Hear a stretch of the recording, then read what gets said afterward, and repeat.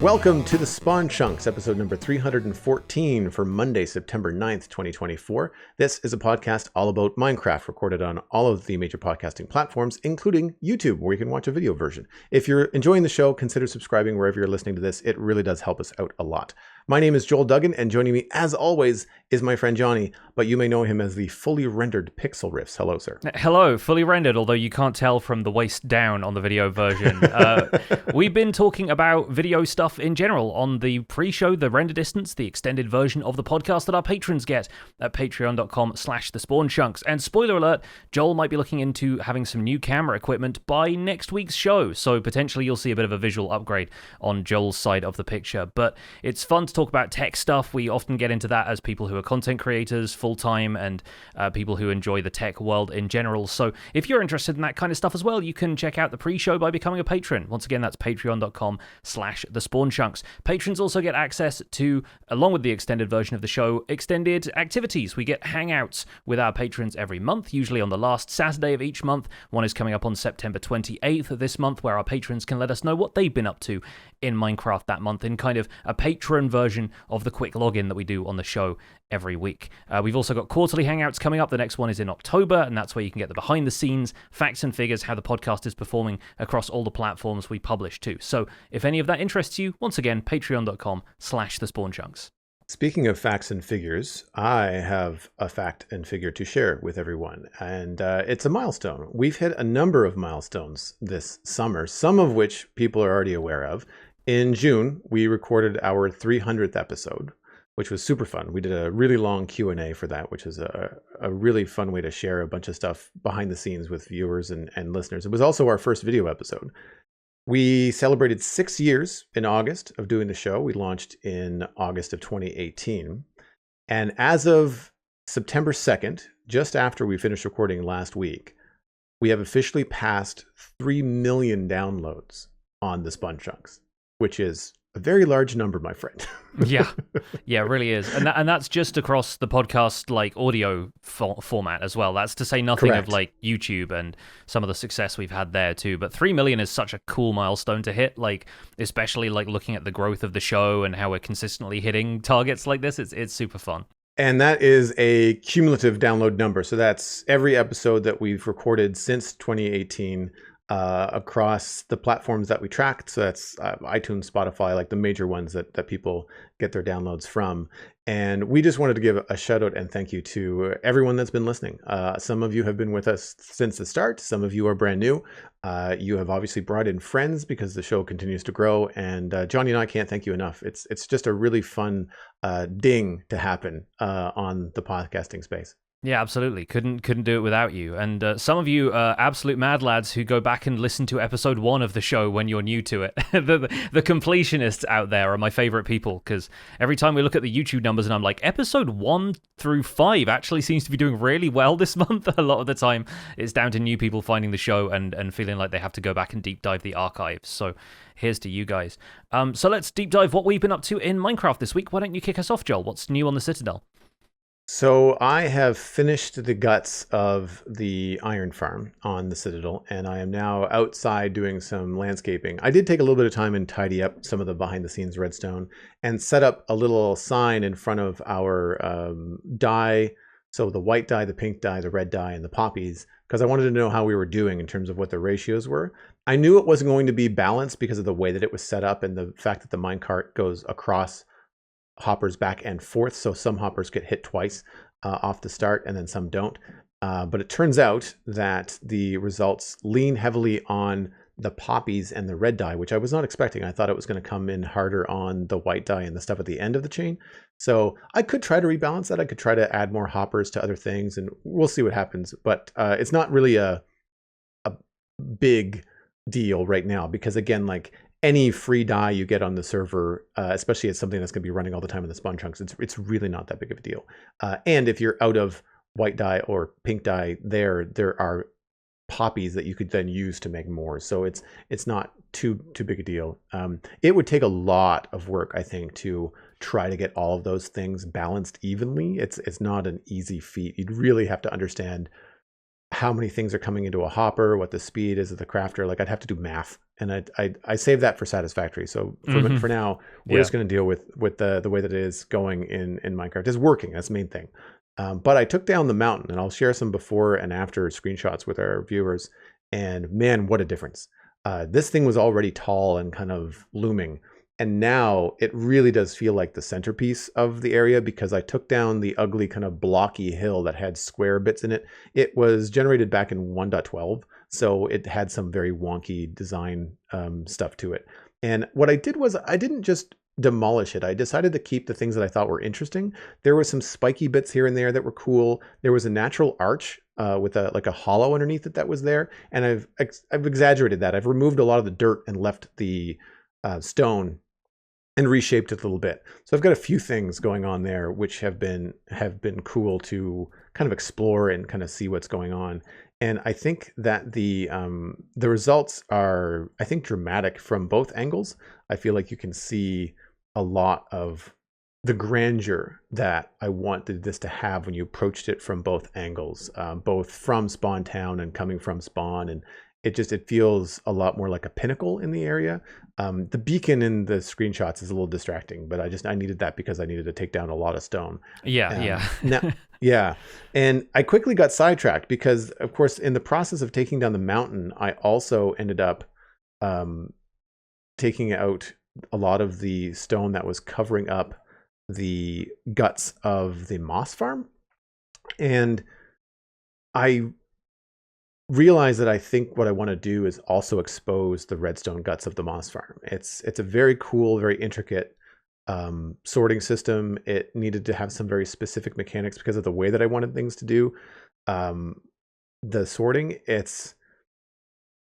everything is sorted with normal filters, but then they are built up with cobwebs because they get spat into a honey wall and then they slide down the honey wall into the hoppers. And it creates a really cool visual inside. It creates some problems because I don't want the items to build up and hover there. Currently, I was using some leaf stone where the hopper that was receiving the items would be full, which would trigger a piston both at the bottom and the top of the filter, and then plug that filter. And then that filter would then be pushing everything on to be turned into bone meal around the back of the farm. And that system is not working consistently, and I can't figure out why. I'm getting some moss carpets that are piling up. So one thing that I did add was a manual switch to turn off the moss farm and turn the contents of the moss farm into bone meal 100%. So we're not sorting anything into the moss farm chests. Instead, we're sending everything around to 4 composters that are just barely able to keep up. I've got 2 hopper mine carts centered over 4 hoppers, which go into 4 composters. And it's just fast enough to kind of keep up with the moss farm, because this moss farm can really turn out some stuff. It really fills up fast. So I was able to do that. I was using, again, leaf stone, where you use a log to update a series of leaves, and an observer can see a leaf detecting that there's a log nearby, but the range is only 6. And the height of this thing I needed to do was 9. So I just brute forced and stacked like 3 observers on top of each other. At the end, it's like, it's end game. I've got observers. I've got a stack of observers. Like, this is fine. It's not going to be the most elegant way of solving it, but whatever. And I did use a copper bulb as a T flip-flop because, for one, it's a 9 or 12 block signal that I'm sending, and it also indicated, like, yes, it worked. You turned it on. The light is on, you know, and as opposed to off. So it's a really nice visual indicator too that your signal is working, in addition to just like being a block that will receive and send a redstone signal from an observer in a single, like, 1 tick pulse. And then I just used repeaters to lock all the hoppers. So it works as designed. We have an overflow system for anything that goes around the loop if the bone meal fills up. What I don't have, as I mentioned, is control for the moss farm chests filling up. So if they fill up, then items tend to be kind of floating in space, which is not great.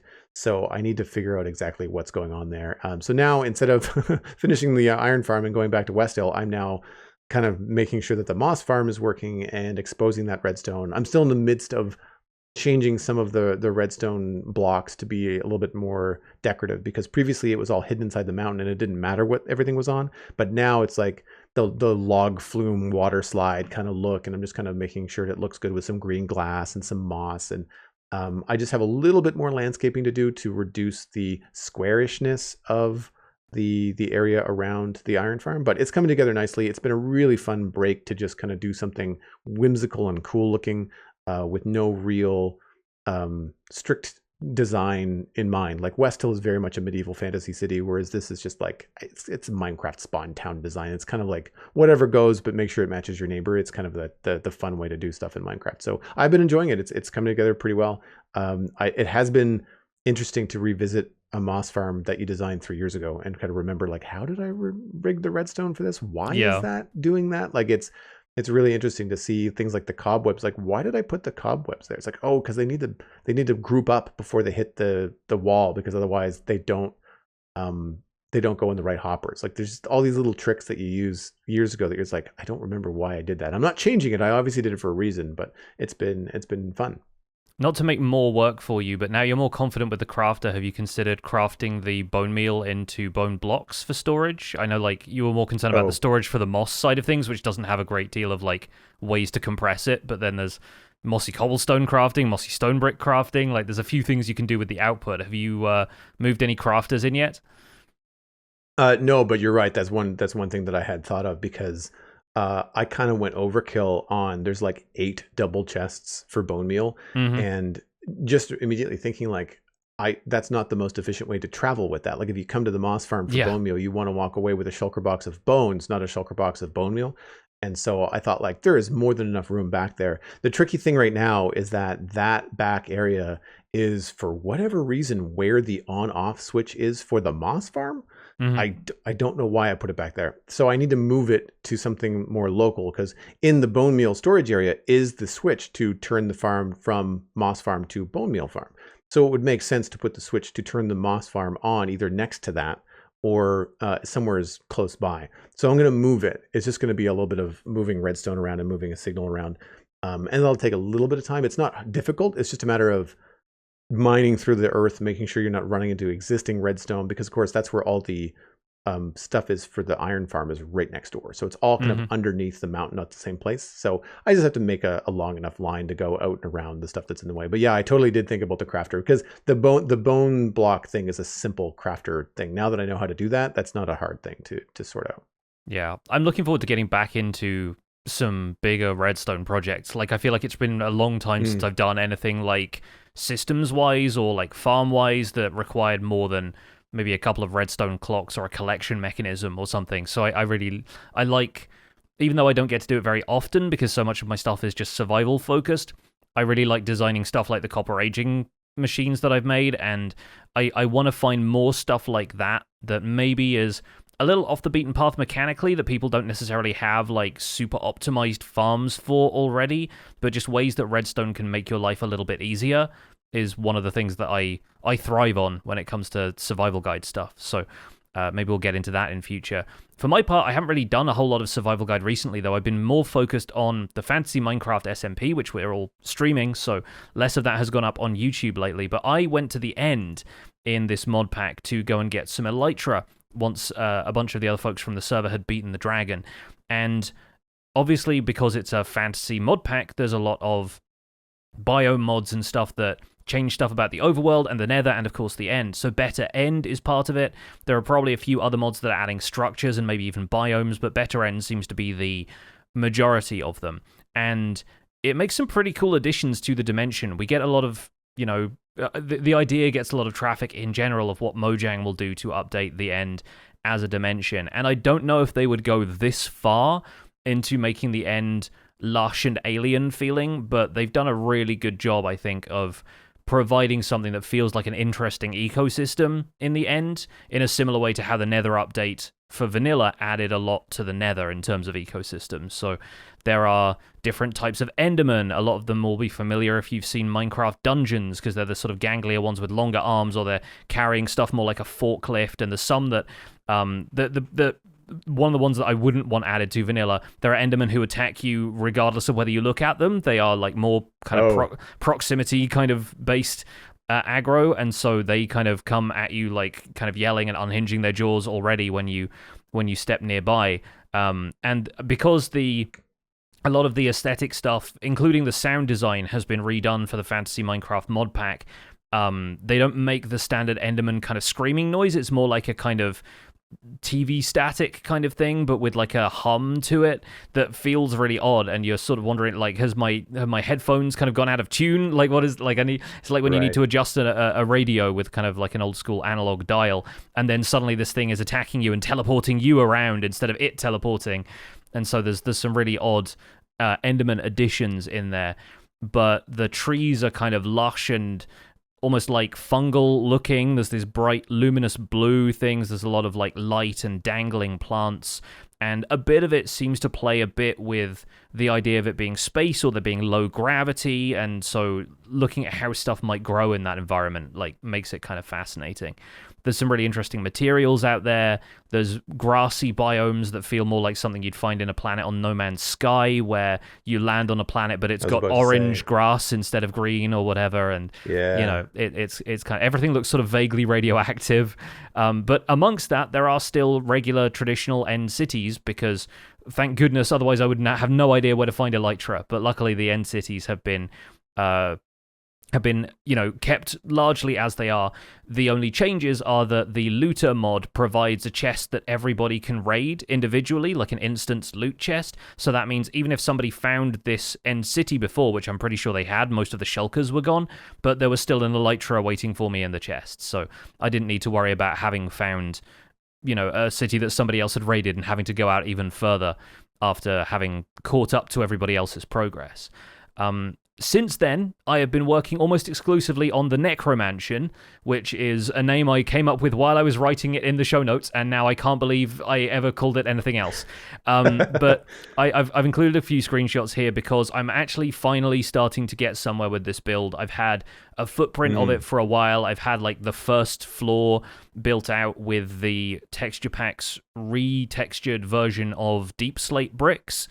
And I was not the biggest fan of the texture. I found it quite noisy, but the natural deep slate texture has been adjusted so it's slightly less noisy than it is in vanilla, so I've started working some of that in amongst the bricks. I'm liking it a little better.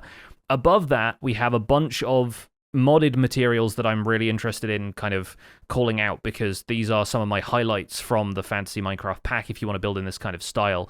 In the Nether, there is a biome called Infernal Halt that is from Regions Unexplored. I think I shared a screenshot of this previously, but there are trees where it looks like there is lava kind of rising up the trunk of the tree.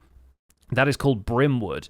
And the way I've used Brimwood is largely to get the logs from higher up the tree that don't have any of that lava kind of texture in them, but in a couple of places I've saved those blocks specifically and used them as like these kind of organic looking glowing windows. And it looks like something out of, I think there's a DreamWorks film called Monster House that kind of has this vibe to it, where like the house's eyes are like glowing from the inside, and it looks kind of creepy and Halloween-y. And so I wanted to include some of that stuff. There are dark iron bars lining the roof from the Graveyard mod, and that's got a bunch of very, macabre feeling additions to the game. Couple of dungeons for you to go out and find. There's like crypts and stuff underground with coffins and stuff. But as I was exploring those, I found all of this dark iron material that looks great for the roof ornaments, the kind of like gothic, like the kind of things that you use iron bars for a lot of the time. And folks like Fwip retexture iron bars, so they look a little bit more like roof spikes that you use to line the ridge of a roof. So those are working really well for me. I tried a couple of other things from the Graveyard. They've got dark iron trapdoors and doors as well, but I have yet to figure out where to put those. The trapdoors in there are putrid wood trapdoors from the Mine Cells mod, which is the one that adds like Dead Cells roguelike dungeons into the game. There are corner trim and pillar trim blocks supporting the roof, and surrounding the windows that are inset into the wooden frame. Those are from handcrafted, and I found those really useful because the corner trim ones do bottom corners as well as top corners, so it's like stairs where you can place them in a variety of orientations, and they fit together really well with the pillar trims. And so I immediately wanted to completely scrap my entire build and build something that looked like an ornate Victorian library because of the way the carving has been done on these block models. It looks really cool. And then the stained glass windows are from Let's Do Vinery, which seems like a really odd mod to have just added the perfect stained glass window texture for a creepy old mansion, but I think it came together really well. So I'm finally finding the things that I think fit together in a mod pack where your block options are expanded hugely because of the amount of modded like wood types and stone types, different ores and stuff that they add in. But I'm starting to see the bigger picture now. It looks like something out of a Tim Burton film. I really like the lava trunk, whatever, like the name of the trees that have like the lava detail in them or the glowing detail. The Brimwood trees, Brimwood, really does add a lot to it, along with the stained glass windows. And I always like those extra details where someone in a mod pack decides like they're iron bars. Let's make them kind of like wrought iron bars, the black with like different decorative stuff. And I don't know what the function would have been in like Victorian mansions for that. I imagine it would be to like keep the pigeons off the roof, like from probably something like that, maybe something like that. Yeah. But it just, because it's just so often used in Halloweeny films like Nightmare Before Christmas and all that kind of stuff, where there's like, I don't think there's a straight line in that entire film. Like this kind of stuff is, it always just kind of evokes that idea. And I think I've also been seeing a lot of trailers for Beetlejuice, the sequel to Beetlejuice coming out, and of course Jenna Ortega is in that, and she was in Wednesday on Netflix. Like there's all kinds of stuff that has me thinking like Halloween and spooky Tim Burton stuff lately. And this really works. It must be like challenging but then also rewarding when you can narrow down through the palettes of a mod pack and realize, okay, well, if I grab the stained glass from here and the trapdoors from there and the logs from this thing and kind of mesh it all together, I can sort of establish my own like mini mod pack within it, where like these are the rules that I've kind of set out for myself visually, and I can kind of make something spooky out of like 3 or 4 mod packs that didn't have spooky in mind when they kind of were made. They just kind of had like, we're just going to give everybody a variety. But it looks really cool. I like the red as well, like the pops of red that are hanging around the entranceway, and it's cool to see the nether textures as well. Like you said No Man's Sky, and my brain immediately was like, yep, that is accurate. That's 100% what this looks like. The orange grass and the teal like fungal vegetations and trees really kind of say No Man's Sky to me. They often do kind of like complementary colors, like yellow grass and purple trees, or blue and orange and all that stuff. It's very cool. And it makes me really wish that there was a little bit more going on in the end. I don't necessarily need it to have this kind of mod pack overflow, but I feel like just the grass textures, like having some sort of weird plant that the Endermen walk through, makes the Endermen feel a little bit more at home. Like they've got grass that comes up to their knees, in some places when they're standing around. And I can't say that I'd be on board for the Enderman variations. I mean, visual variations would be cool, but like I don't know about the ones that just attack you for no good reason. That seems like not a fun experience. But it does really kind of remind me like the fun that can be had and the sense of discovery that can be had in mod packs when you go into something as blank slate as the end, and it's kind of up to whoever the mod pack creator is as to what they want to do with that. Like the nether tends to be kind of like underground and creepy and very fungal a lot of the time in most mod packs that I've seen, but the end can be like outer space, it can be alien, it can be technical. Like I've seen all kinds of different takes on it, and I think it's a really fun thing to explore. I think one of my favorite things that this mod pack does, but would probably not be everyone's favorite thing in vanilla long term, is they've used the full height of the nether dimension to create a nether cavern. Like they've got rid of the nether roof at 128. The whole thing goes up to 256, and it's maybe even more than that because custom dimension heights and the overworld isn't necessarily capped at 256 anymore, but it's huge feeling. Like you can't see the roof from the lava lake level that our nether portal spawned at. And so, yeah, the terrain feels increasingly treacherous, especially when, as it turns out, there are wither skeleton-themed spiders everywhere in the nether. So, not for the faint of heart, but I think it's really fun. And yeah, building in this has been a challenge for me because obviously, with it being a fantasy-themed mod pack, it leans even further into Minecraft's kind of fantasy theme in the first place. And so building anything that wasn't the same aesthetic as everybody else, so this kind of quaint RPG town with, like, wood frame windows and thatch and, cobblestone builds and stuff, is a little bit of a stretch for a mod pack like this, where so many of the materials are kind of fantasy themed.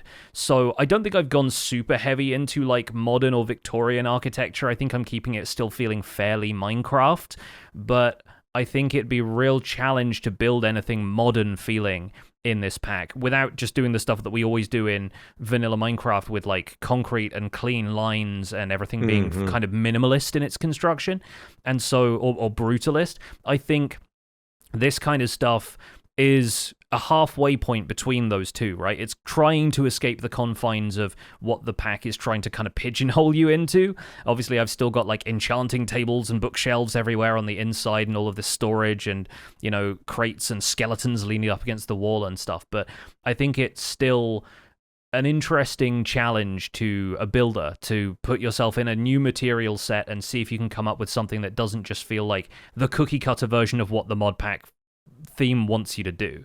So yeah, it's been fun, and I'm looking forward to doing a bit more of it. I think I'll probably spend up until kind of Halloween spooky season on a build like this and doing a bit more stuff on the fantasy SMP, but then I think as we transition into winter, I really want to get cozy, get back into Survival Guide, do a lot more of the vanilla stuff on the regular, and start working on this city project that I've had in mind for a while. I can see some landscaping happening around the mansion to really kind of increase that spooky vibe, like the twisted trees and different kind of vegetation and stuff like that for sure. I'm starting to landscape it a little bit. There's some peat moss and like podzol and stuff that I can work into it that's going to eliminate all of the kind of green grass around the outside and make it look like a bit more of that graveyard kind of sepulchral setting that I think is going to really suit the build once it's in there. But yes, trees around there for now, still pretty temporary. Moving on to the news, we have a new snapshot this week, Minecraft Java Edition Snapshot 24W36A. This week, we are adding support for custom equipment with data packs and resource packs. We have also tweaked the bundle so you can empty a group of items when it's used in the hotbar. And as usual, we have included a bunch of bug fixes. That's from the article on Minecraft.net. Known issues. Ender pearls will not teleport you to the right location. FYI, I've seen some examples. It's wild. You really do not know where you're going to end up. In experimental features, bundles. When a bundle is used in a hotbar, one group of items is emptied at a time instead of everything being emptied at once. For changes, squid spawn eggs now only spawn adult squids. There is a 5% chance of squids spawning in groups in the wild that will include a baby. When a mob converts from one type to another, example a piglin to a zombified piglin, the health of the converted mob is set to the same percentage of max health as the original mob had before the conversion. Under technical changes, the data pack version is now 52. This brings changes to item components, including control over the item model, whether the item is equipable, whether the item will let you glide like Elytra, and the item tooltip style.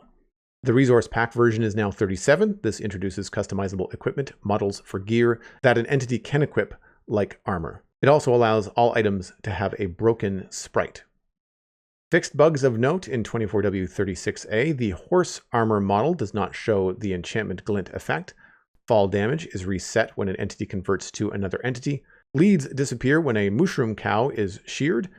Dolphins and axolotls keep trying to swim into the seabed. These bugs have been fixed. The full list of bugs and tweaks can be found in the Minecraft.net changelog, linked in our show notes at thespotchunks.com. This week, we also got our first look at the Minecraft movie. We'll have a link to the Minecraft.net article about that, along with the teaser trailer. The article has a little bit more information for folks who didn't just want to watch the teaser trailer. It says, quote, 4 misfits, Garrett the Garbage Man Garrison, Henry, Natalie, and Dawn, find themselves struggling with ordinary problems when they are suddenly pulled through a mysterious portal into the overworld, the bizarre blocky wonderland that we know and mine and extensively love. To get back home, they'll have to master this world and protect it from evil things like piglins and zombies too, while embarking on a magical quest together with an unexpected expert crafter, Steve. Together, their adventure will challenge all 5 to be bold and to reconnect with the qualities that make each of them uniquely creative, the very skills they need to thrive back in the real world. A Minecraft movie is directed by Jared Hess, best known for 95 Senses and Nacho Libre, and stars Jason Momoa and Jack Black, as well as Emma Myers, Daniel Brooks, Sebastian Eugene Hansen, with Jennifer Coolidge. Back to Minecraft the game, we now have an experimental Bedrock Edition beta and preview 1.21.40.20 was released this week. This includes a few more changes to bundles, including button tooltips being included or clarified for using bundles in-game when your input device is a gamepad, something like an Xbox controller. Bundles now display the bar showing their fullness level when placed in the hotbar. Using a bundle from the hotbar now plays a sound and triggers an animation when emptying items. Bundle tooltip placement now takes the screen safe area into account. And when a bundle is used in the hotbar, one of the group of items is emptied at a time instead of everything being emptied at once. That's similar to Java Edition's changes from this week. In features and bug fixes in this release, they've made a change on Nintendo Switch which may help neighboring chunks to load quicker when the player has a maximum frame rate set. Mushroom Stem is now finally its own block, where it was previously a variant of red or brown mushroom blocks. The generic skull item has been split into 7 unique instances for the obtainable mob heads in-game, such as wither skeleton skulls, creeper heads, dragon heads, and player heads. Interacting with the bed now sets it as the respawn point regardless of nearby enemies, so even if you can't sleep, you can still set your spawn there. Players hitting the edge of the generated world will keep their velocity, so when flying with Elytra, for example, the player will stay floating instead of losing all speed instantly. Wolves, cats, and parrots trying to catch up to their owner now seamlessly resume navigation after teleporting to them. These pets also now teleport to their owner if they are panicking from taking damage and they're far enough away. Wolves will also teleport to their owner if they're far enough away, even if they were in a fight, preventing them from being left behind because they were chasing a skeleton. As usual, this release also brings a bunch of minor bug fixes, gameplay tweaks, UI updates, and parity changes. You can find these and more at the feedback.minecraft.net changelog, linked in our show notes at thespawnchunks.com. So off the top, the bundle changes seem to make sense to me on paper, but you are the resident bundle expert, and I was wondering how have I ended up in this particular role? Hey, who knows? You make a video on it, and that you just signed up for it. That's fair. Can you still empty the whole bundle from your inventory? Because they very specifically said hotbar in the changelog, and so I wasn't sure about that versus the inventory. And I'm wondering if this change is because emptying the container all at once might not be expected behavior across the Minecraft player base. Like, I feel like it might be something where because that's not how any other container empties. It's always one at a time, right? Yeah. So you can't empty it in any way other than one group of items at a time now. Right. You can't throw the entire contents of a bundle onto the floor anymore. If you try and click on it to pick it up and then right-click outside of your inventory GUI, it will just throw the entire bundle on the ground, including the contents still in it. And that's just, again, typical behavior from the inventory. And so I think the reason for the change is partly what you've said, partly the fact that you can't throw out the entire contents of your inventory in the same way that you can throw out the entire contents of the inventory of a bundle. I sort of like the idea of it being when somebody has a purse that's just full of stuff and they open it out onto the bed and just shake it until all the items come out. But I think with the bundle, they wanted it to act a bit more you're hovering over stuff in your inventory, you're hitting Control Q or whatever, and you're dropping stacks of items out from your inventory one at a time instead of, throwing everything onto the ground at once. And I don't know how I feel about that because I'm used to it spitting out the whole contents of the bundle, so I'd really have to adapt to the change. I jumped into a snapshot to briefly test this, and spamming right-click is fine. For the amount of items that I typically store in a bundle, in the examples I gave last week or the week before, it's just the 4 workstations that I typically carry with me, or it's the leftovers from all of the precious resources that you carry around, so little bits of redstone and diamonds and lapis and that kind of thing. And that feels fine. If you're using the bundle to its utmost, where you're carrying 64 individual items, if it's only throwing out, the items that can stack together in groups, and it's throwing out a group of those at a time, then it's going to take a while and a lot of clicking to get through the entire contents of a bundle that way. So I think it's probably a stretch to imagine that players will really feel a huge difference to this. I liked the idea of just being able to throw everything from a bundle on top of a hopper and have it sort all of the stuff just with like one click, but it's a few extra clicks. It doesn't seem like it's going to completely break the way I use bundles like some of the other stuff I imagined sort of did. And with a lot of the items not visible, my main concern is that emptying the entire bundle onto the floor was a good way of getting to the full contents of a bundle faster, because you just stand over it with enough inventory space, it would all just pop back into your inventory, and then you could rebundle some of it from there. But I think ultimately a few extra clicks is not going to hurt anybody. It might wear out your mouse ever so slightly faster, but it depends how much you use bundles at that point, right? I wonder if they're anticipating someone using the full range of 64 different items or even 32 different kinds of items in stacks of 2 in the bundle as an edge case. And most people using it in like the 12 or less kind of capacity. And having that 12 different kinds of items make up the 64 unit capacity of the bundle. You know, so you got 12 of this and 14 of that and 6 of those. And I feel like that might be the more anticipated, if not designed, use case for the bundle. Because the more that we talk about it here on the show, the more that I think, like you said, having specific blocks of minerals, having your workstations, having an extra stack, or not stack, but like an extra bit of food, or like whatever that happens to be, that allows you to clean up some things out of your inventory, stuff that you don't need constantly. I think that's probably going to be the use case, but I find that because I don't restart Minecraft often enough to think about the kind of things that I normally use in that environment, that I'm always kind of going on what other people are using the bundles for.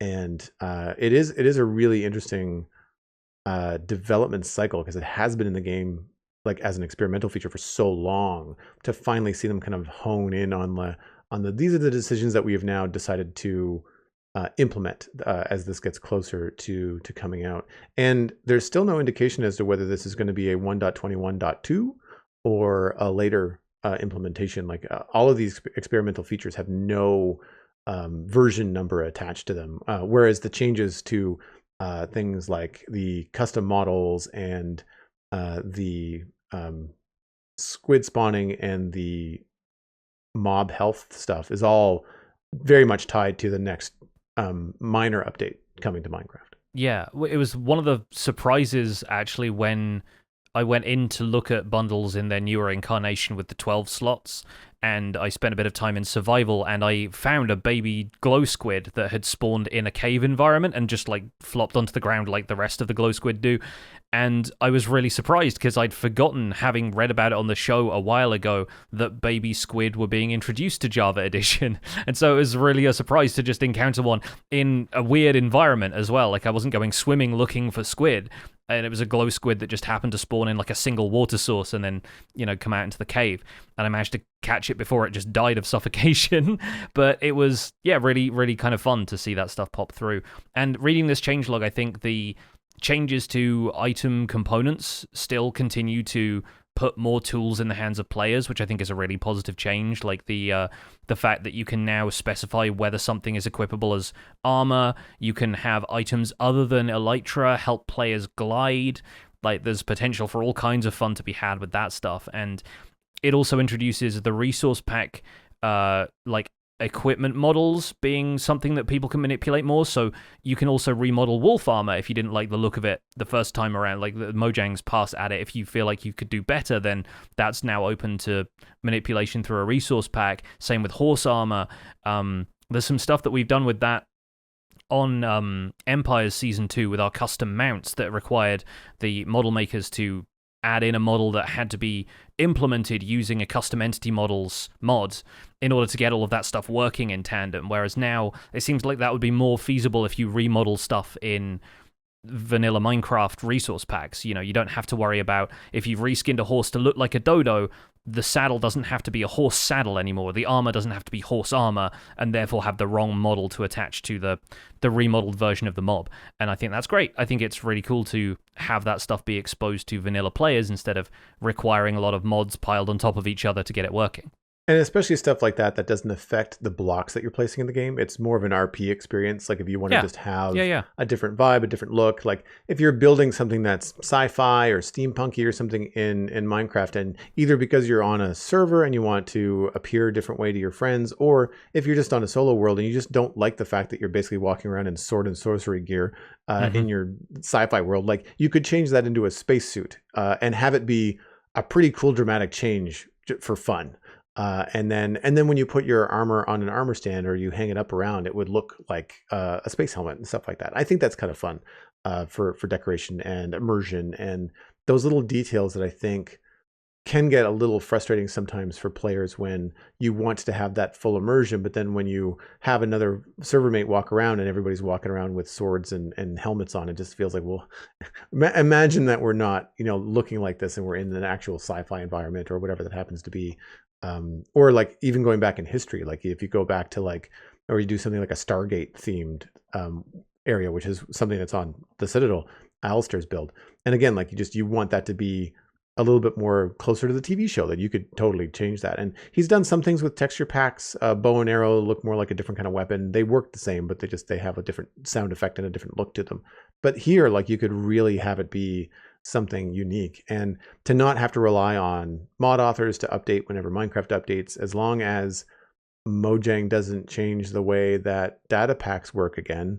And I think that's one of the hurdles that they're going to have to deal with, is they're introducing all these new capabilities, but I don't know if data pack authors are still, I guess, returning to the trust that if they do something with this new stuff, it won't just be changed again in 6 months' time. And I think that's, it's a risk you take, I guess, when you work on things like this. And hopefully in the future, it's just a matter of updating the version number of your resource pack or your data pack to work in the new versions of Minecraft, and that this system of models and data and the way that they handle everything in the new component system is hopefully here to stay. And we'll give people, like you said, more creative freedom. I imagine things like maps and Minecraft Marketplace stuff will also benefit from this down the line, although there's probably different tools for Bedrock. But for Java, like if you have servers that are vanilla and don't allow mods, but then you can achieve a lot of what you want to do with data packs and resource packs, then I think it's a good switch. Yeah, for sure. Like we'll see how it goes. I do hope that they're working on something that effectively ends up being future-proof long term. So yeah, at some point they're going to have to call it quits and let the data pack makers catch up at that point. We've actually got something that relates to bundles in the email inbox this week. So thank you so much to Sheepscalibur for sending an email in, following up on my request for Bedrock players' experience with bundles. If you'd like to email the show and give any of your thoughts on upcoming Minecraft features, any of the stuff you've been messing with lately, anything that's kind of thought-provoking in the Minecraft space, as always, the email address is spawnchunkmail@gmail.com. Send them in, keep them short and sweet, to the point, and that helps us include them in the show more easily. But Sheepscalibur, who's a landscape artist member of our Discord, has this to say on the subject of the bundle, my new best buddy, almost. Hi Pix and Joel. In episode 311, Jonny asked for players' experiences with bundles on Bedrock Edition because we didn't get the first version at all. So here is my 2 cents.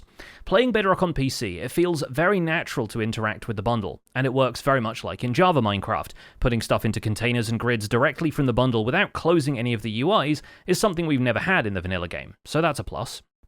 On my mobile device, you can't play previews and betas on Nintendo Switch. I also tested the touch UI, which I guess will be closer to the console experience.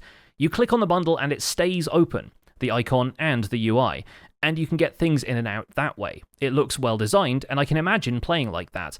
Overall, my playstyle would benefit from bundles. Looting multiple buried treasures is way more satisfying without placing a shulker down and then losing it to the waves because your inventory is full. Ha, winky emoji. Thanks for making the spawn chunks come alive. Sheepscalibur withered away while holding a memorial for all the rabbits he needlessly killed because Mojang changed the bundle recipe. And yes, the shulker box situation does sound familiar. I wonder what kind of idiot would leave a shulker box floating in the ocean, perhaps including a full set of netherite armor. I'm not bitter about that at all. Joel, what do you think about this idea? I think it's a good thing that Sheepscalibur doesn't have to harvest sheep for leather in Minecraft, because there would be a real ethical dilemma, I think, if there's already a problem with the rabbit guild. But I mean, it's nice to know from a Bedrock perspective that on PC, at least, it's very similar to how it works in Java. And I think that might be one of the reasons why we're seeing so many changes in the Java snapshots to the bundles and streamlining them and making them work a little bit more simply, because I think that that lines up better with the Bedrock experience on PC as well. I have never played Minecraft on a mobile device myself. I've seen my niece do it. I don't even know how she does it. Yeah. I would not be able to control a first-person game like that on a touch device. It seems very, very strange to me. I have played Minecraft on the Xbox just for fun, just to kind of have that experience just a little bit. And I found it terribly slow, but I think that's just my PC muscle memory talking, right? Like I think it's moving around the world and building was fine. It was the inventory stuff that I was just like, moving the cursor on the Xbox is just painful. And I feel like that's the bottleneck. And again, by not having the bundle do something unexpected, like dump everything on the ground at once on a console, where it would be really tedious to then pick that all up and sort it all out again in your inventory, I feel like keeping things a little bit slower, a little bit more methodical on the bundle makes sense on Bedrock. And from what Sheepscalibur said, it sounds like it's something that's going to be feasible. I still think that the bundle UI feels different and maybe needs to communicate to players that it acts a little bit more like a regular container, even though I know it's got some differences. But I don't remember much about the UI on Bedrock on Xbox, other than it did look a little bit different. But I think it's just it's like the crafting menu was a little bit different compared to Java. But other than that, like, I feel like the bundle would fit in no problem. I don't see it being too much of a big deal. I could say that, playing that first stage of Minecraft over again on the Xbox, a bundle would have been handy, as you're digging into the side of the hill and you've got coal and iron and stuff you're trying to sort out. And I can see that being useful for sure. Yeah, my main curiosity was mobile devices, because I've never played Minecraft on mobile either, and I played a bit on console ages ago. I played my first maybe 6 months of Minecraft on the Xbox 360, and then later when I was more used to PC Minecraft, going back felt very weird. So yeah, I'm sure people who play with kids regularly and have like multiple systems to connect Bedrock worlds together, I'm sure have played on different surfaces, and so you're used to just picking up and playing on whatever you have to hand.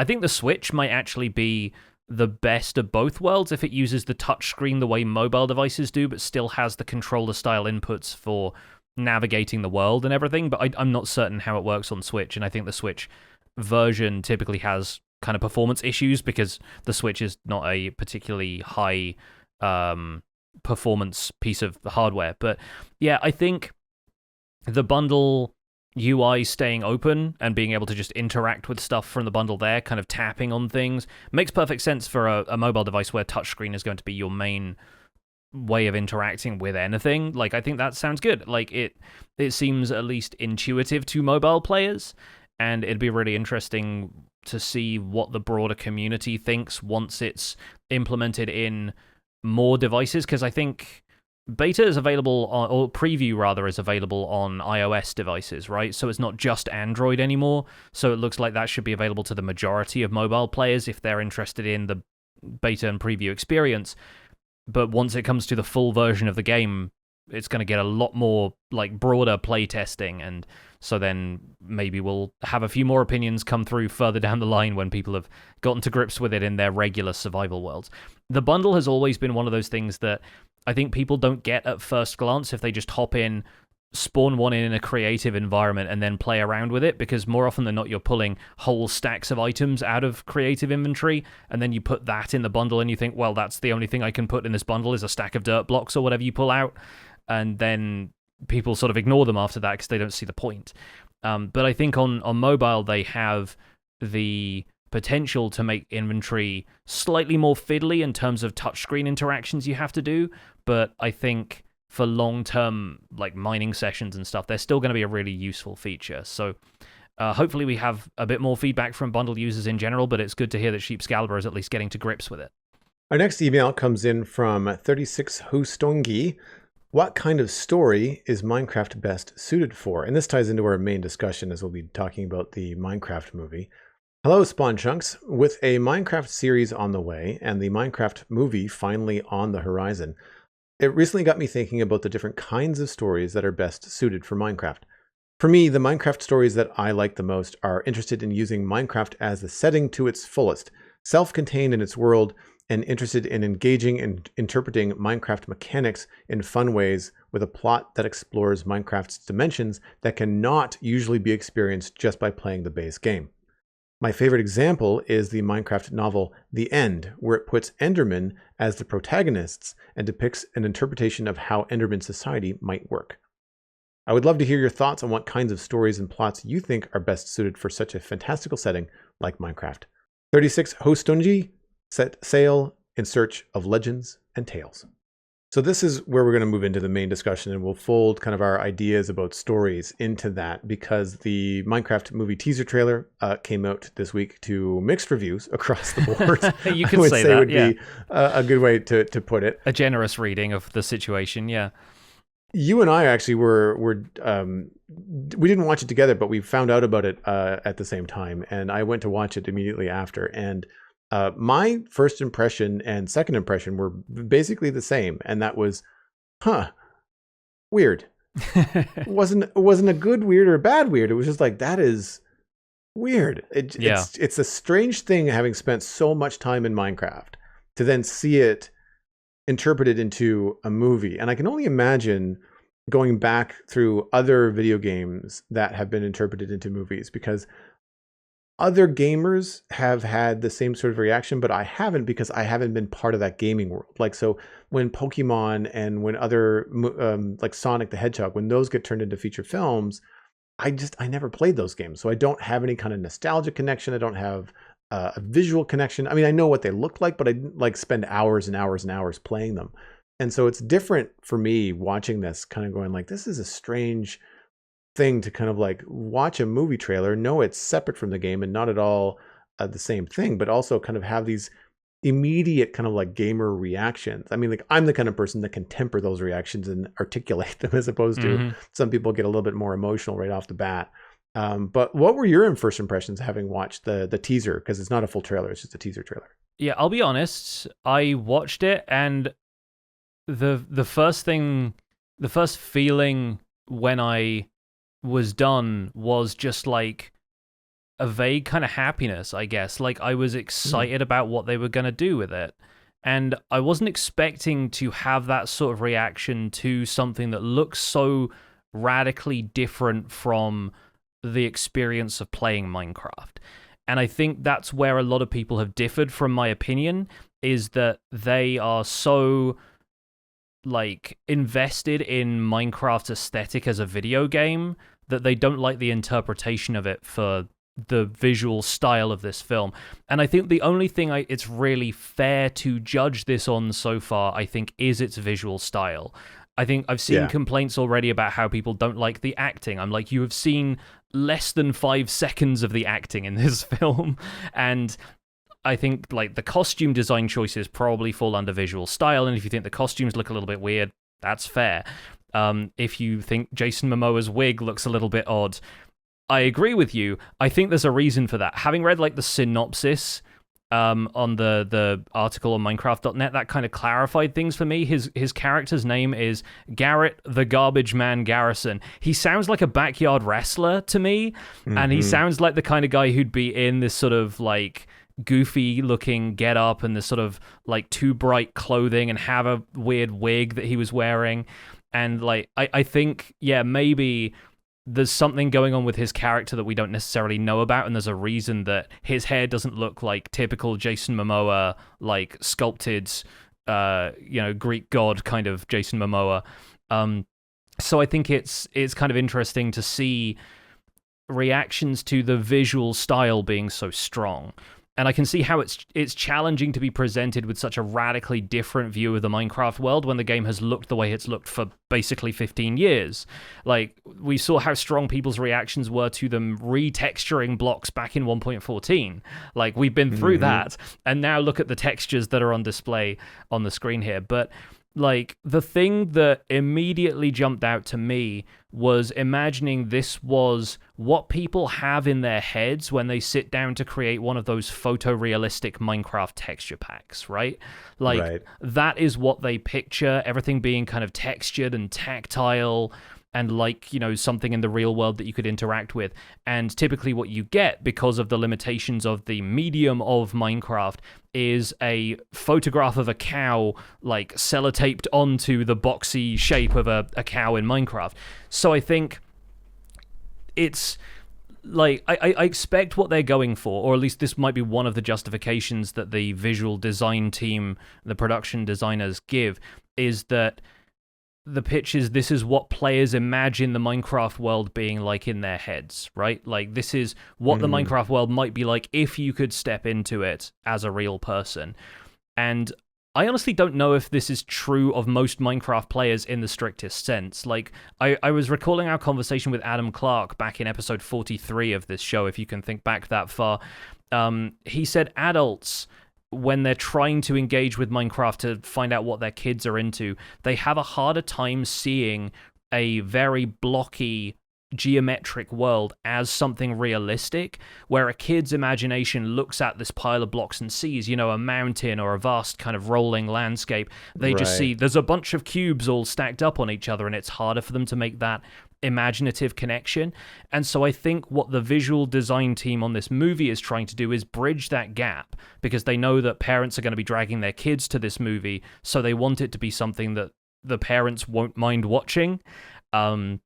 So I think maybe there's some, I won't say compromise in visual style, but there are some design decisions being made that are trying to create a broader appeal and make it something that's easier to look at than a blocky landscape that some people just don't ever make a connection to. When I saw the textures, I thought about the texture packs as well, those realistic ones. And one of the things that I find very strange about those realistic texture packs is that they obviously increase the resolution, but they increase the resolution to the point where it starts to feel less cartoony, but then the world still moves and operates in a very chunky, cartoony kind of way. Yes. So there's this weird disconnect. And the easiest way I can describe it is that when you see one of these giant meter by meter log cubes, but the bark on the log in the realistic texture is like really, really skinny. Yeah. Whereas you see the bark on a log in Minecraft, the bark is 1/16 of a meter. Like it's like 8 centimeters thick. Like it's a chunky kind of layer. And I kind of wonder whether they could have gone more cartoony with the textures and still been able to pull off the fact that these live action human characters have been pulled into this video game world, or I don't know whether Minecraft to them is a video game. Like we don't know a lot of stuff, how they're presenting this in the movie.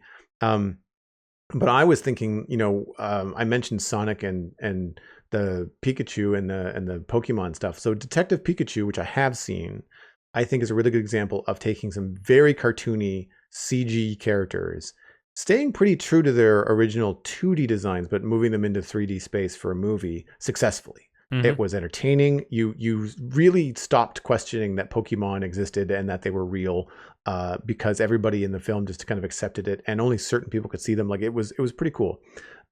Sonic got a lot of pushback because of the way that it was presented and being a little bit too realistic and not cartoony enough. And then people were happier when it was more cartoony. And I think there is something that can be said for keeping things whimsical when they're not real, because you have that suspension of disbelief that you have to worry about. Yeah. And there's that weird uncanny valley where you have stuff that is looking realistic in terms of its texture, its lighting, and the fact that it looks like you could reach out and touch it. With some CG can be very, very well done these days.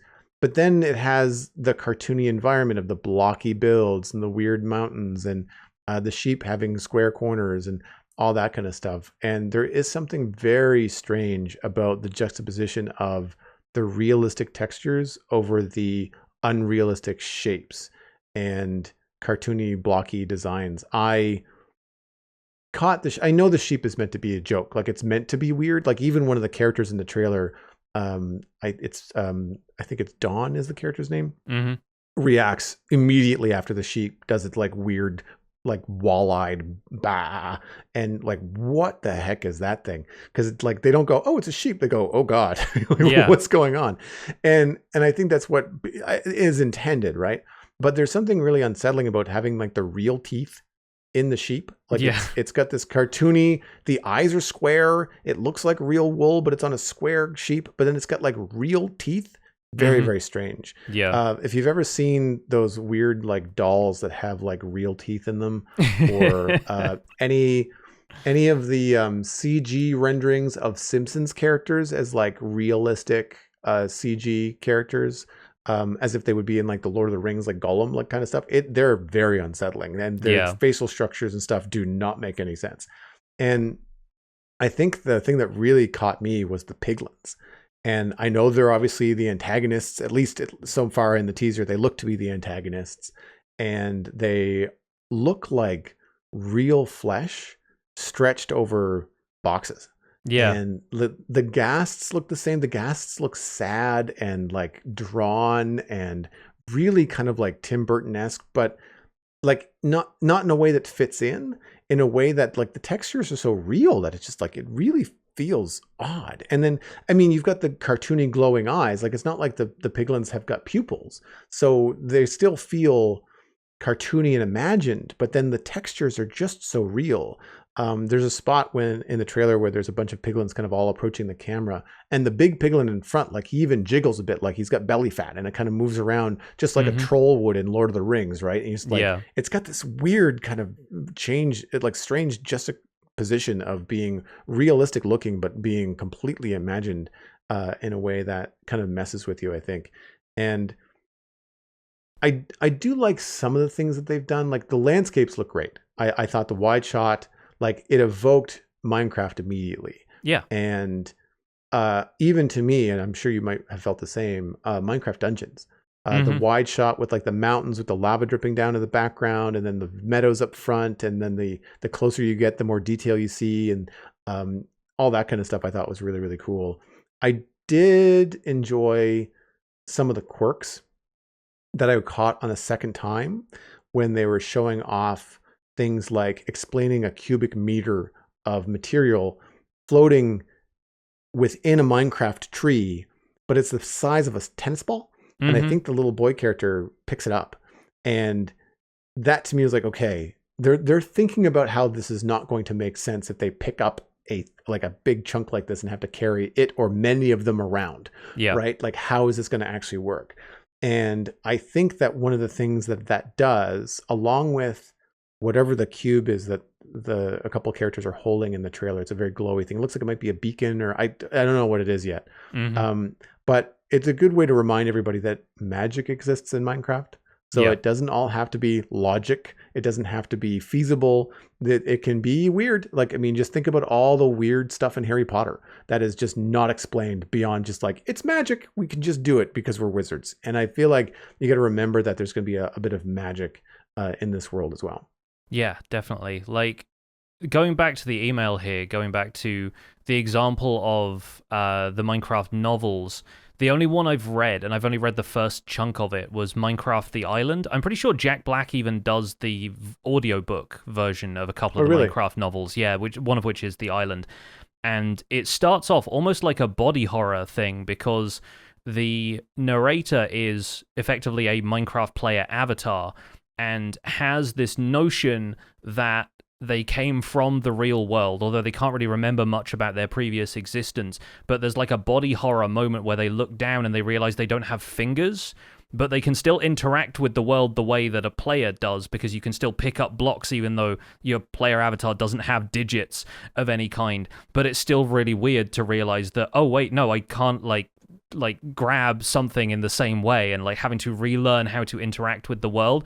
And it's a really interesting simulation of the player experience when you are new to Minecraft, but told from the perspective of something a bit more realistic. It's written by Max Brooks, who is a horror author. Like, he wrote World War Z, and the Zombie Survival Guide, and a few other bits and pieces. But yeah, like it's kind of almost ghoulish to think about, like the idea of suddenly like your senses being completely different and not having the same body and everything.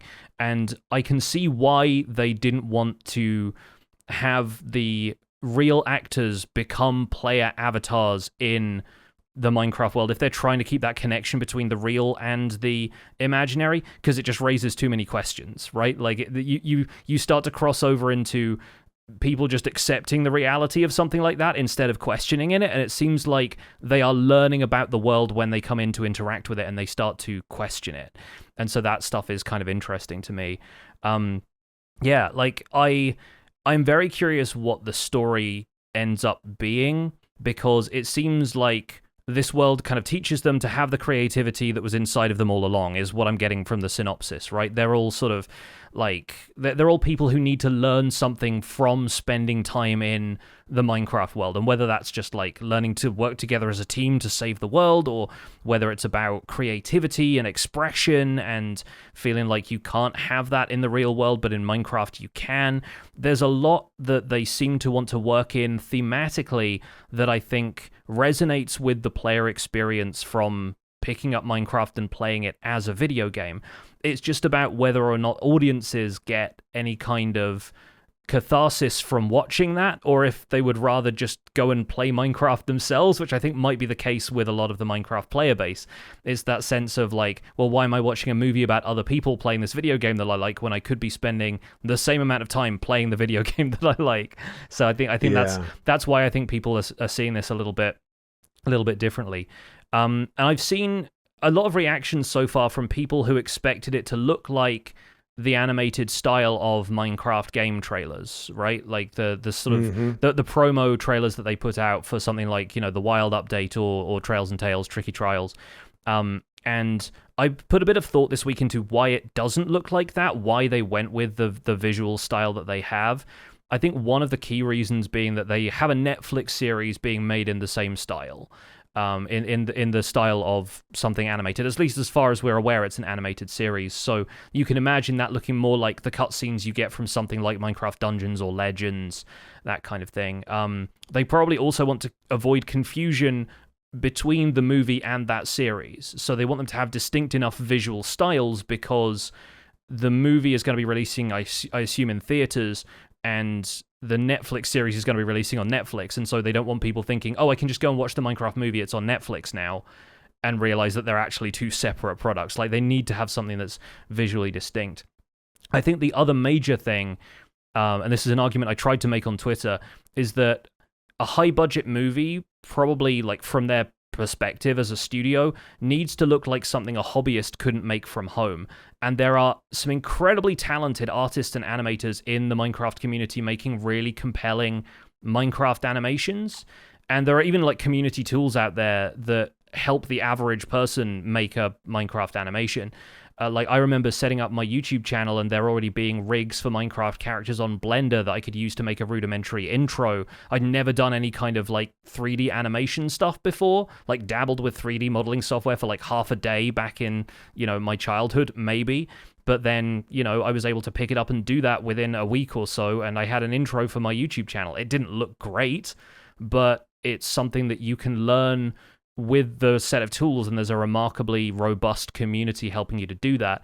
So they need to set a movie apart from that visually in order for it to feel like a special product instead of just rehashing something that a hobbyist is able to do at home. And I think the counter argument I've seen to that is that the Lego movie takes a lot of inspiration from like stop motion animation that fans have been doing for years and years with Lego. I remember, again, playing with Lego and making little home movies with Lego, but I don't think the average Lego stop-mo stuff reaches anywhere near the level of quality, or I guess quantity, that fan animators have brought to Minecraft projects, and I don't think a great deal of Lego stop motion that's made by fans of Lego is comparable to the Lego movie in the way that I imagine fan animation is going to be comparable to the animated Minecraft series. Like, you look at the stuff that Element Animation does, look at their cinematic that they did for the end of Hermitcraft Season 8, where the moon is crashing into the server and like the land is being pulled up into the sky and all the villagers are panicking and the whole world kind of breaks apart as the moon collides with the earth. And tell me that that couldn't be in like an animated Minecraft series, or even like a feature-length film if they had the budget and the time and the interest to do something that length. There are some tremendously talented people out there. How does the Minecraft movie chalk up against that stuff? Like, I think they have to do something sincerely very different in order to make it feel like this is a professional product made by a movie studio. I don't know whether they're going to succeed in that, because this community has a lot of very strong opinions about what Minecraft looks like to them, and I'm curious to see how that pans out when we know more about the movie. But for now, that's what I'm seeing, is a lot of people debating whether the visual style really feels like Minecraft to them at all. I had similar thoughts because I knew it was going to be live action casted. I kind of expected it to not go down the fully animated road. Yeah. But before I knew that, though, that's what I was hoping. I was hoping that the Minecraft movie was going to be something a little bit closer to the Super Mario Brothers movie that we got from Illumination. For those that don't know, Illumination is like Despicable Me, Secret Life of Pets, and of course the Super Mario Brothers movie. And Super Mario Brothers had the same sort of problem. Like, you had this older pixelated 2D game that was being brought forward into a 3D adventure, and the difference, of course, is that it's not a first person building experience. Like, you're playing as Mario, and there's set stories and set characters and stuff. Funny side note, Jack Black actually voices Bowser in Super Mario movie too. Yeah. I think that for me, to answer the email, the kind of stories that I think would work in Minecraft are creating new animated characters, new heroes. I think I go back to like the Minecraft Dungeons story. I didn't feel disconnected from Minecraft Dungeons, just because it was different than how you play Minecraft, where it's you playing and building in Minecraft. You were picking a character that had a couple of pre-models, but you were still choosing your weapons and choosing your play styles and stuff. And I didn't have a problem kind of RPing in that game. And I think it's good that you brought up the Lego movie, because that's kind of where my brain was going as well, is that I liked that idea of following the characters in the Lego movie, even though they could build and they could do stuff, but so could everybody in the Lego movie. Like, everybody could build something. Whereas in Minecraft, it's only the player that does that, and the villagers don't, and the animals don't, and there's stuff like that that happens. And I think that they could have gone down the road of creating a new type of character or type of animated model in Minecraft. As I don't want to call them the player. I think that would have been a little bit weird to call them a player in the movie, but have it be just like, this is very much identifiable as a player. And that player is then going to go out on an adventure in the Minecraft world for whatever reason that happens to be. Maybe they're saving a village. Maybe it's closer to Minecraft Dungeons. Maybe they're just doing a self-exploratory, self-discovery, mission. And through that, I feel like you could have a bunch of experiences that the Minecraft player would identify with, like Redstone, or like the llama that they had in the Minecraft movie trailer that was funny. Running from piglins, going to the nether for the first time. There could be a lot of experiences like that could have been, I think, visually different from what the Minecraft Netflix series will be. I think that they could have still gone in the rendering phase and the detail that they're doing now. But if they had have kept it all CG instead of mixing in the live action, I think the live action does kind of limit the imagination of the world that they've created, because ultimately it feels like they're going to have the straight person character, like the reasonable, this is weird, I don't get it, why is that thing making that noise and look so strange person, compared to the other people that might be able to suspend their disbelief or accept it because they're more familiar with it. I think we're seeing some parallels to what you're talking about with going back to that earlier episode, talking about parents and adults not being able to see kind of the world around them as imaginary as kids. And I'm wondering if we're going to see that same dichotomy in the Minecraft movie between the two adult characters that we've seen and the two kid characters that we've seen. I got a funny feeling, I think Henry is the name of the little boy. He might be the one that has the most kind of acceptance as to what's going around, whereas Natalie, played by Emma Myers, seems to be a little bit more, eye-rolly early teenager kind of like, God, this guy is such a pain, or this world is cringe. Yeah, exactly, that kind of stuff. Yeah. So I'm curious to see, but I feel like those kind of stories would have been, I think, what I would have wanted to see, because I think you can still get that player perspective. But at the same time, like I like the cast. I'm not familiar with everything Momoa has done, mostly his blockbuster stuff, but I like him as a person. Like, I follow him online. He seems to be really jovial and the kind of person that has the fun chops to do this kind of movie. Like, the fact that he's in it with Jack Black is not surprising. Now, Jack Black for me is hit or miss. I find that he works in projects that are best suited for him, and he doesn't in projects that are not. I did not enjoy him in Star Wars, but I did enjoy him in Kung Fu Panda and other things that I've seen him in that make sense. So I expect Jack Black to be Jack Black, and that's fine because I think that this is the kind of movie that he would excel at. Emma Myers is great. If anybody has not seen Wednesday, the Netflix series, she plays Wednesday's roommate, and she's awesome. Really well-rounded character. There's highs and lows. There's emotional stakes. She's very funny and quirky, but then also has like some real heart. She's very, very good. I'm not familiar with anybody else to any great extent. I mean, I know who Jennifer Coolidge is, but I don't really know much of her work. I anticipate some of these people that are in the casting to be voices, perhaps at some point, or bit parts or cameos, things like that. I know that is it Jermaine Clement.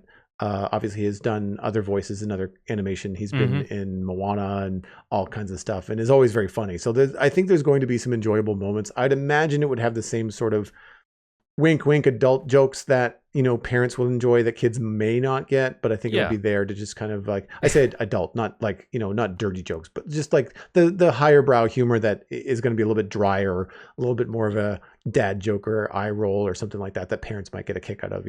Yeah, it's going to be on par, I think, with Shrek. It's just going to be like a Shrek movie. Shrek, but Minecraft is what I'm getting. And regardless of whether or not you enjoy the full like in cinema experience of this, I'm 100% confident that within a few days, I mean maybe a few weeks realistically, but community animators are going to recreate the entire thing whether in Minecraft or in an animation rig that's made to look like normal Minecraft.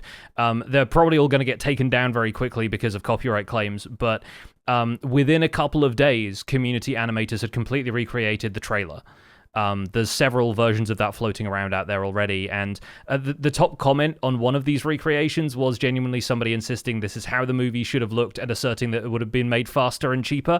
And so this felt like such a Minecraft community things to say because of the amount of stuff that gets thrown around about how modders can make the vanilla game better than the vanilla developers can. And I'm like, this movie is now the most Minecraft movie ever as a result of this. Like, this is exactly the behavior I've come to expect from Minecraft. So I think this is, like, honestly, it legitimizes the movie in a way that I don't think the person leaving that comment necessarily expected to.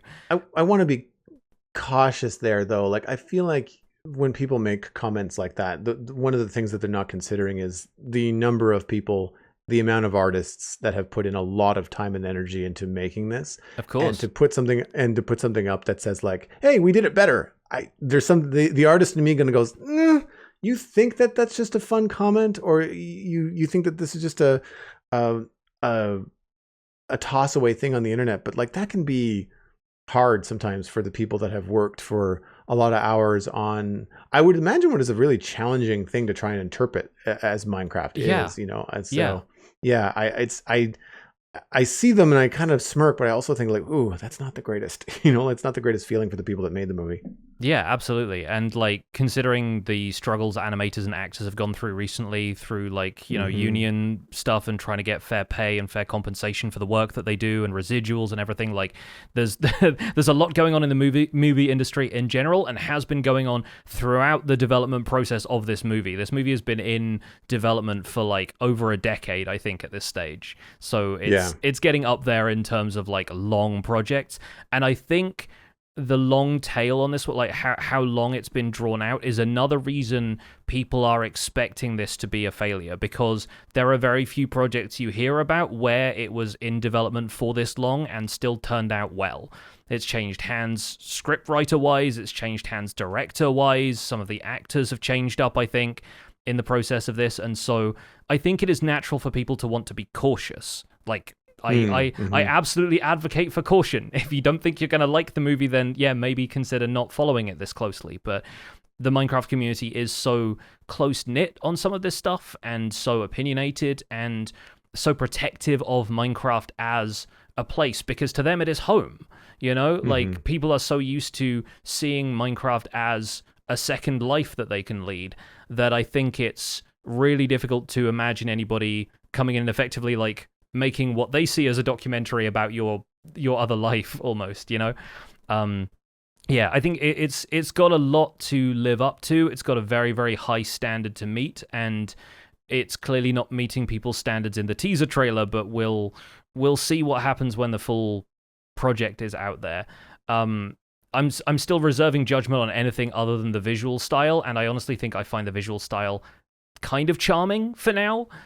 It remains to be seen how the characters can interact with the world, but it's clearly not a purely CG environment as well. Like, they've got props in there, you know, they've got sections where they're crafting stuff and they're all kind of standing around a table and going "Hajah!" and crafting something that doesn't look like an actual Minecraft item, but, you know, they're clearly on a modded server or something. I don't know. Like, I think there's going to have to be so much of that instinct to want to fact check everything against vanilla Minecraft that people are going to have to abandon if they want to step into this, because especially if it's about creativity and bringing your own imagination into the world of Minecraft, or at least getting something out of this fantastical world, I think the characters in here are going to be doing stuff that doesn't follow even the Minecraft world's version of logic. As they're discovering all of the wacky stuff around them and the fact that trees can float and you can carry blocks of them around in your pocket, they're probably going to be just figuring out what the heck they can do, because why not? And for the movie to tell them, no, you can't do that, feels weird. So I think maybe they're going to be taking the boundaries of vanilla Minecraft a little further than you might be comfortable with them doing. And I think that's interesting. And I think that's the kind of stuff that should challenge the way we look at vanilla Minecraft and ask, why do some of these things work the way they do? And I think that's also what inspires Minecraft development these days, with them changing up some rules that have felt like just logic about how the world works since older versions of the game. You saw that with light levels in 1.18. You've seen that with a couple of other bits and pieces where they've completely changed the way spawning works a couple of times, and like any time that there's room for the game to move forward, imagination is at the core of that. And so I think that's kind of one of the messages that they seem to be conveying with this admittedly very brief teaser trailer. And that's something that I found myself stifling when I was watching the trailer, which was that feeling of like, you can't do that in Minecraft, or, oh, branches, that would be nice. We don't have those. Real waterfalls. Imagine how cool that would be. And then it's like, wait a minute, like, just, I'm comparing apples to oranges here. Like, it's a 16-bit, digital blocky game to a fully rendered feature film. And I'm certainly going to go into it with an open mind. I think that there will be enough in there for me to enjoy the experience, at the very least as an experiment. If nothing else, then I think it could be just fun for families to go see it. Speculation, I can sort of see the Jumanji comparison. It's like this 4 people. It's this motley crew of mishmash, different characters. They all seem to have different personalities from the little teeny bits that we've clips that we've seen. So I can see that. But I also wonder if we're going to get any meaningful character arcs. Like I would imagine anything that we get in that line would be with the 2 kids. And I don't know whether they're brother sister. Like, are they brother sister that don't get along at the beginning of the movie, but then have to get along in order to go on an adventure and survive or whatever, and then come out being better siblings, or like you said in the description, like realize their creativity and get past their creative blocks, be more expressive, be more open. I don't know what that could be, but I hope that it's not just a series of sequences tied together by the Minecraft world. Like, I want there to be more of a core character development. And if they do that, then I think that they'll have a stronger film, because regardless of how gimmicky or how much IP you're throwing into a film like this, there still has to be some decent character development and character arc for people to really feel like there's been a hero's journey. And I think that that's something that I'm hoping for. And again, if that's happening with the kids, I do really like Emma Myers. So I feel like that's in good hands. The other thing that I'm curious about is, what are the rules of the world? We don't really get much of that because we don't really see any CG characters interacting with the humans. They're in the environment, but we don't see piglins touching them or chasing them. We don't see them patting a sheep. It's all kind of like different shots. And there is one part where a creeper is coming up behind Momoa's character, but like, what's the real threat here? Like, if it blows up, does he just get sent into the sky and like lands comically 200 blocks away in mud, or is it a real threat? And to me, the way that they seem to be pushing the threats in the movie, I'm getting it's going to be heights, lava, environmental situations, and the piglins seem to be like the real threat, because the arrows that come from the piglins seem pretty sharp. They kind of stick in the ground and they look kind of metal and mean. But then I don't know how cartoony it is. Like if a piglin smacks you with their sword, like, is it sharp? It's because it's square? Like how does that work? So I don't know what the real danger is going to be that's going to spur them on in their adventure. I can anticipate like a little Indiana Jones type thing happening with like mine carts and stuff like that. Like I feel like there's going to be, as if you're at a theme park, like there's going to be a sequence where you're going to feel like you're at a theme park, would be my guess. Yeah, I can see them doing a visual gag where like a piglin or whatever comes up to them, swings a sword, and then it immediately cuts to them waking up in a bed and they've respawned. Right. But again, I don't know if they're going to put the characters in that sort of peril, if respawning is going to be a thing, if it's like, okay, you failed that time, try again, and that's another lesson that they learn along the way. If they're going to evoke the mechanics of Minecraft that closely, but then also omit some of the stuff that just isn't convenient for them to use, like I don't know how that stuff's going to land.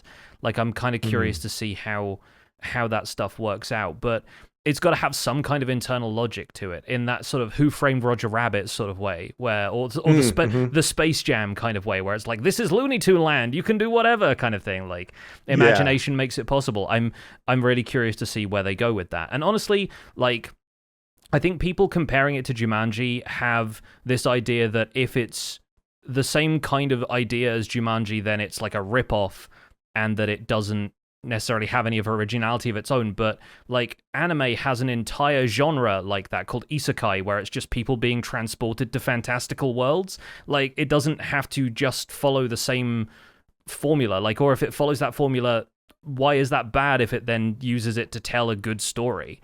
I think that's the concern I have, is that everyone dismissing it on the grounds of it being kind of similar to another movie, where like, guess what? Minecraft as a game is similar to a lot of other games. Does that mean they're identical experiences? No, you can still have a good time with this. So I think there's a lot that people can maybe do some introspection on when it comes to the criticism of a 30-second teaser trailer.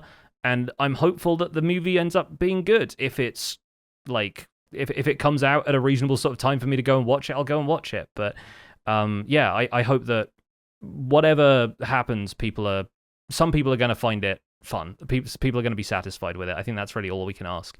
So that is where we're going to be wrapping up this discussion. You can find more information about the show and links to some of the stuff that we've talked about today over at thespawnchunks.com. The music for the show is composed by me, and The Spawn Chunks is proud to be a listener-supported podcast. If you're getting some value out of the show, why not consider putting some value back in? You can visit patreon.com/thespawnchunks to join our community, where pledging at any level gets you an invite to our patrons-only Discord chat. You can listen to the show live when we record it in Discord every week. We also have our monthly Minecraft audio hangout, where our patrons can let us know what they've been up to in Minecraft that month.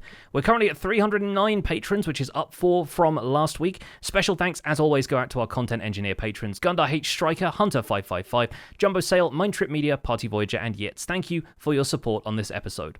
Sharing the podcast with your friends is the easiest way to support the show. Just tell friends about the Spawn Chunks and where they can go to listen to it. You can find us at the Spawn Chunks on social media. New episodes are available on Mondays on all of the major podcasting platforms, and a little bit later on YouTube, where you can watch the video version.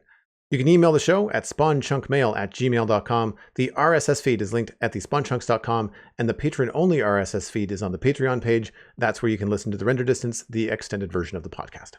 My name is Jonny, but online I go by Pixel. You can find most of what I do at youtube.com/pixelriffs, where the Minecraft Survival Guide is currently in its 3rd season. I explore snapshots every now and again as well. I stream 3 days a week on Twitch, doing behind-the-scenes work for my YouTube series, and right now I'm playing on the Fantasy Minecraft SMP. You can also catch the VODs of that project over at Pixel VODs on YouTube.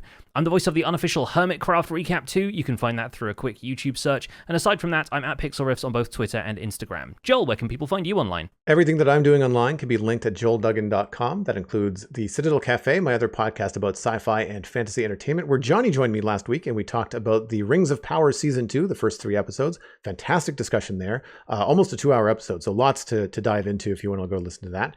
I'm Joel Duggan on social media, very easy to find. Joel Duggan on Twitch as well. Normally I stream Wednesday through Saturday, but this week, tomorrow, September 10th, I will be streaming Satisfactory because the 1.0 version of that game is finally being released. I've been playing it for a few years. I'm very excited. So you can anticipate a few extra streams from me this week. Thanks for visiting the Spawn Chunks. The world outside is infinite, and I am Steve.